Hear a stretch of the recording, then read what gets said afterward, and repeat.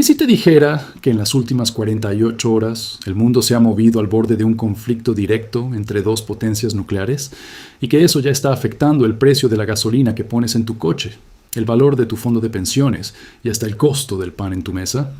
Esto no es un ejercicio teórico de geopolítica. Es lo que está pasando justo ahora, mientras ves este video. Irán ha lanzado una amenaza directa a Estados Unidos.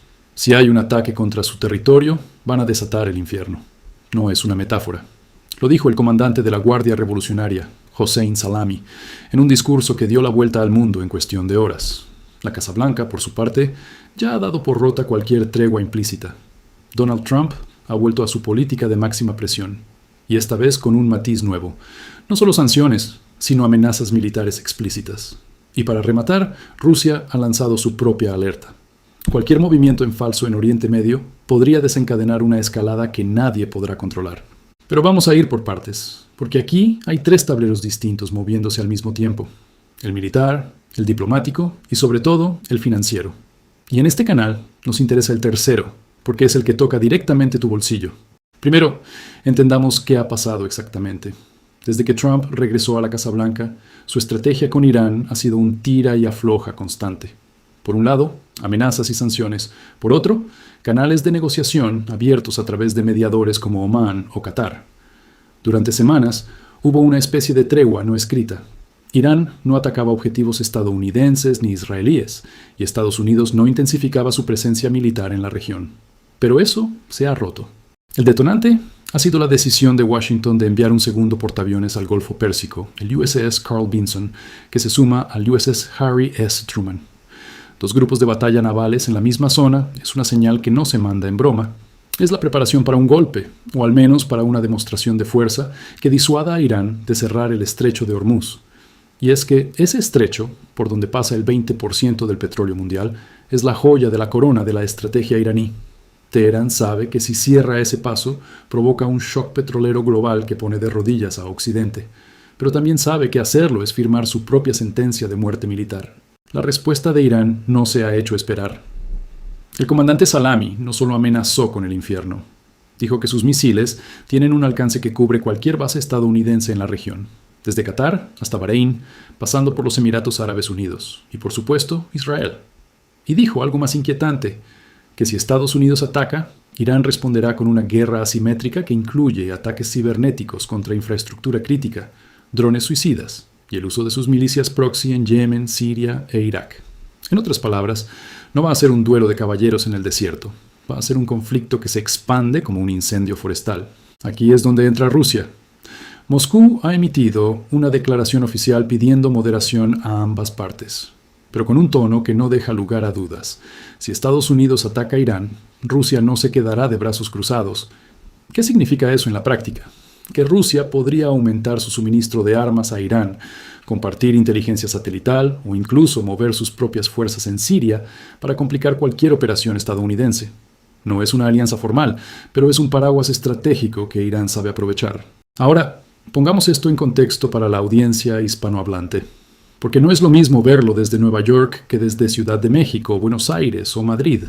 Cuando hay una escalada entre Estados Unidos e Irán, el primer impacto para ti es el precio del petróleo.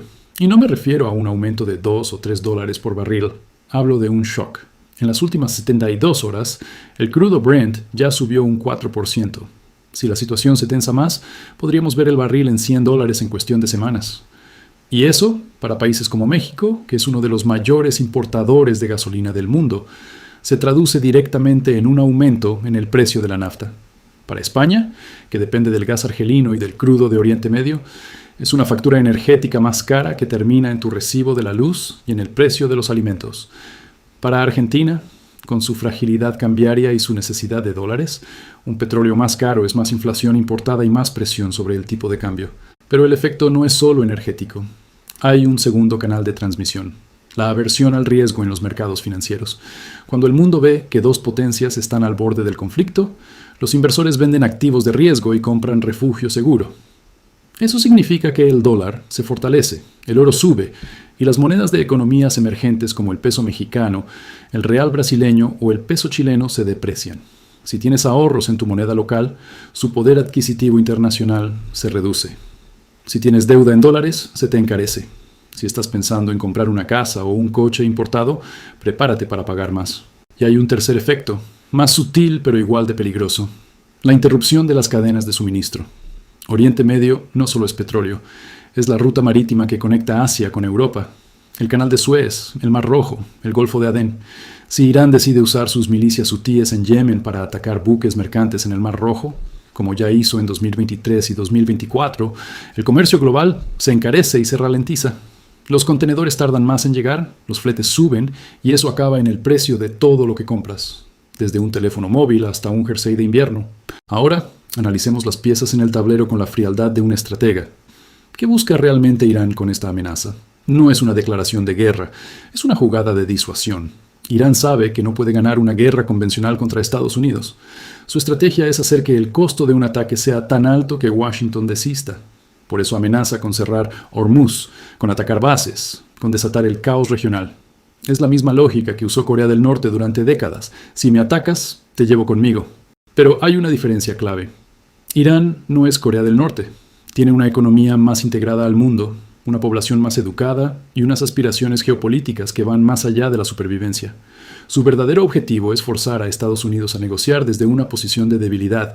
Quiere que Trump levante las sanciones a cambio de congelar su programa nuclear, no de desmantelarlo. Quiere que Estados Unidos reconozca su esfera de influencia en Irak, Siria y Yemen.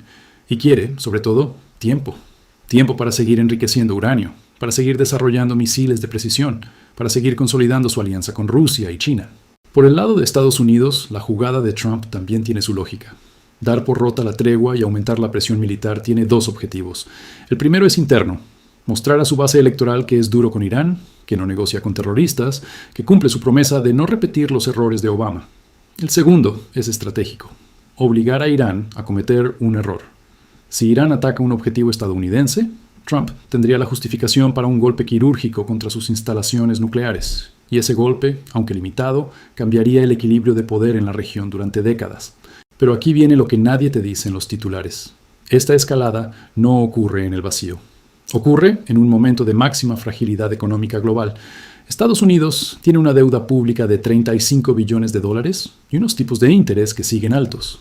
Europa está estancada, con Alemania en recesión técnica. China está lidiando con su propia crisis inmobiliaria y demográfica. América Latina, salvo excepciones, sigue atrapada entre la inflación y la falta de inversión. Un shock petrolero y una guerra comercial desatada por las sanciones serían la tormenta perfecta para una recesión mundial. Y ojo, porque esto no es especulación. Ya hay señales. El oro ha superado los $2.400 la onza, cerca de su máximo histórico. El Bitcoin ha caído un 8% en la última semana, porque los inversores están vendiendo activos especulativos. Los bonos del Tesoro estadounidense a 10 años han bajado su rendimiento, señal de que el dinero busca refugio. Y el índice VIX, que mide el miedo en Wall Street, ha subido un 15%.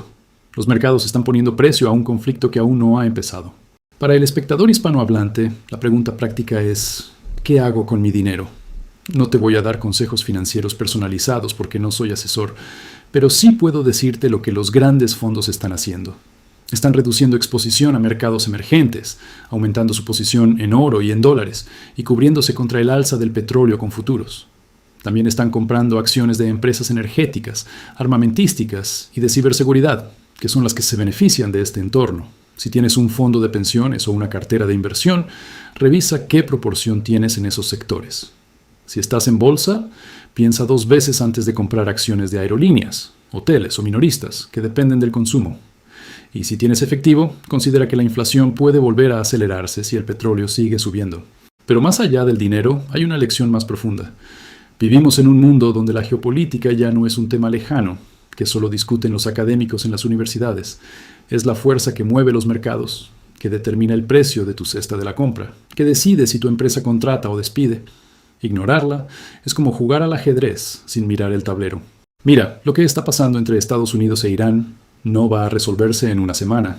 Es un pulso que puede durar meses, con picos de tensión y momentos de calma engañosa. Lo que importa no es el próximo titular, sino entender las reglas del juego. Irán no quiere una guerra, pero está dispuesto a llegar muy lejos para no ceder. Estados Unidos tampoco la quiere, pero su política interna le empuja a mostrar fuerza. Rusia y China observan y calculan cuándo intervenir para sacar ventaja. Y en medio de todo eso están los mercados, reaccionando a cada movimiento como un organismo vivo. Así que la próxima vez que veas una noticia sobre misiles, sanciones o amenazas, no te quedes solo con el susto. Pregúntate, ¿qué pieza se está moviendo en el tablero? ¿Quién gana y quién pierde con esta jugada? ¿Y cómo me afecta a mí? Porque al final, el capital no entiende de banderas ni de discursos. Solo entiende de riesgo y recompensa. Y en este momento, el riesgo está subiendo más rápido de lo que la mayoría cree. Sigue moviendo las piezas. Nos vemos en el próximo análisis.